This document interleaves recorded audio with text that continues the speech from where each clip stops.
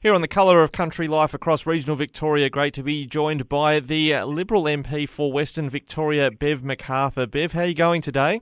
I'm very well, thank you. On a polling booth in the electorate of Lara. Yes, that's a lot of our politicians we're speaking to and candidates are out on pre-poll, so thanks for sacrificing a bit of time to speak with a few other voters on the air. Bev, just tell us a bit about your background, where are you based and how long have you represented the electorate?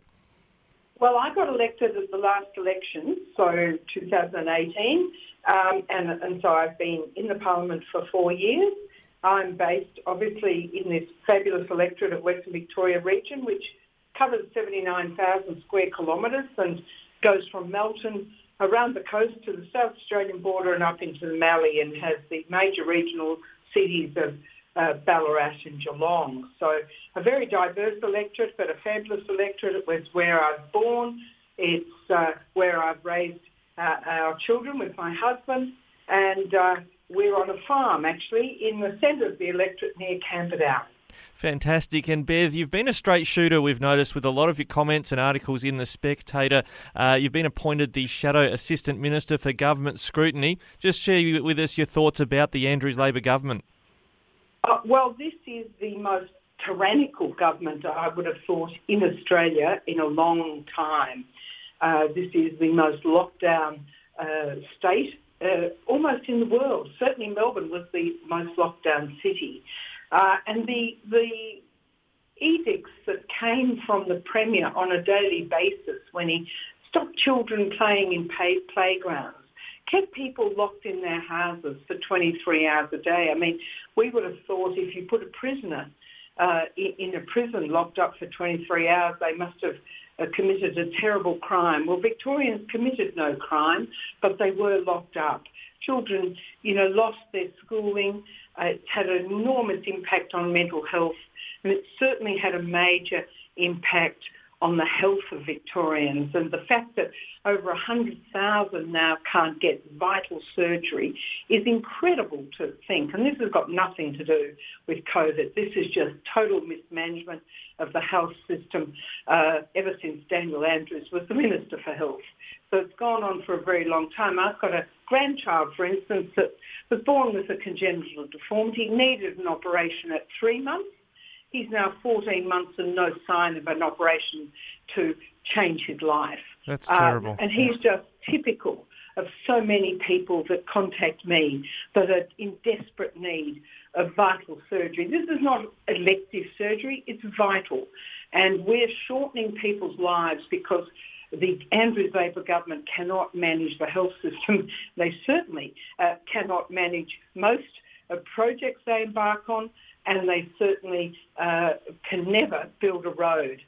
In country Victoria, the roads are the greatest disgrace everywhere. We put slow down signs and wire rope barriers instead of fixing the roads. And most of the work that's done, I would say, has less of a guarantee than my toaster. It's appalling how they manage anything and waste our money. So I do try to hold the government to account at every opportunity. But what I'm really concerned about is how people vote in the upper house come Saturday and right now on these pre-poll booths. Because I want people to think very carefully about voting for crossbenchers, because in this last parliament, we had people that voted with the government that ensured these pandemic powers remained with extraordinarily small numbers of votes. For instance, Andy Meddick from the Animal Justice Party in my electorate only had 12,476 votes, but yet he helped Daniel Andrews control the lives of 6.5 million people.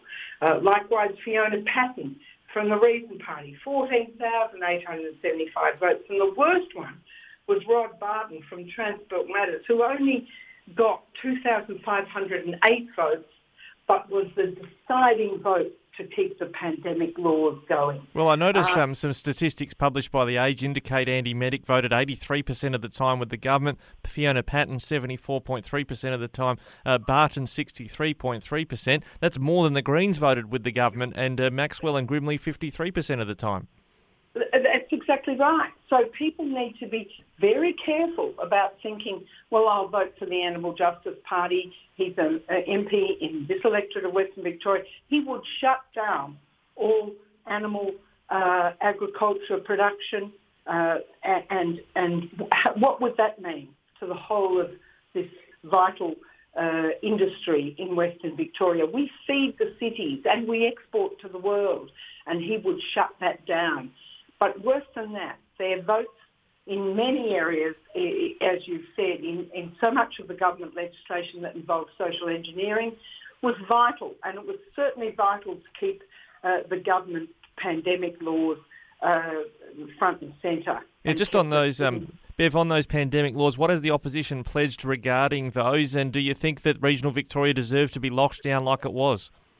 I absolutely don't, and I have 24 municipalities in my electorate, and in many situations where we were locking the state down, there was not one COVID case in some municipalities in the electorate. Now, we don't even know how many cases there are today. Thank goodness we've worked out that this is something we have to live with. But we have pledged there will be no more lockdowns. There'll be a royal commission into how this was all conducted.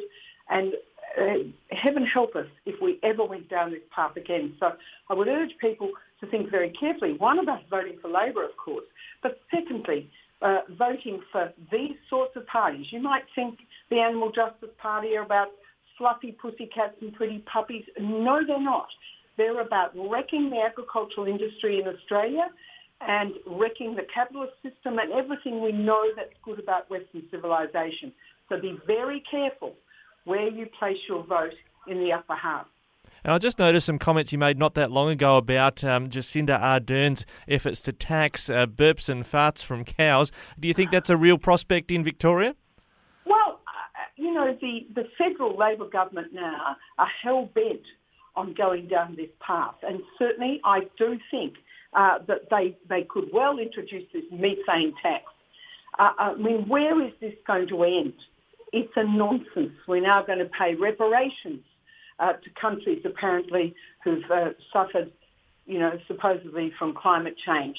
We have to be very careful about taxing to the nth degree the productive sector of this country.